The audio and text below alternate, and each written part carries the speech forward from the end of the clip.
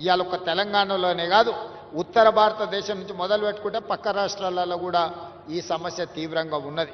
వీటిని ముందుగానే ఊహించినాం, ముందుగానే ఆలోచన చేసినాం, శాస్త్రవేత్తలతో మాట్లాడినాం. ఒక మంచి ఆలోచన చేసి ఈ నగరాన్ని కాపాడుకోవాలంటే ఈ అత్యధికంగా కుంభవృష్టి, క్లౌడ్ బస్ట్ అని ఇంగ్లీష్ అంటున్నారు, తెలుగులో కుంభవృష్టి.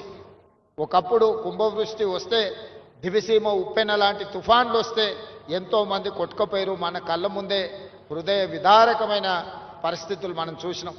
1908లో ఆనాడు వచ్చిన వర్షానికి హైదరాబాద్ నగరంలో వేలాది మంది చచ్చిపోయారు. ఆనాటి ప్రభు నిజాం ప్రభు అది చూసి ఆయన అసలు అంటే ఆ బాధను భరించలేక అప్పటికప్పుడు ఆలోచన చేసి ప్రపంచ స్థాయిలో సాంకేతిక నిపుణులను రప్పించి మోక్షగుండం విశ్వేశ్వరయ్యకు ఒక బాధ్యత అప్పచెప్పాడు. నా నగరంలో మళ్ళీ ఎప్పుడు వరదలు రావద్దు, నా నగర ప్రజల్ని కాపాడుకోవడానికి నేనేం చేయాలంటే ఆనాడు మోక్షగుండం విశ్వేశ్వరయ్య ఇచ్చిన ప్రణాళికనే ఈ మూసీ నది పరివాహక ప్రాంతం యొక్క అభివృద్ధి.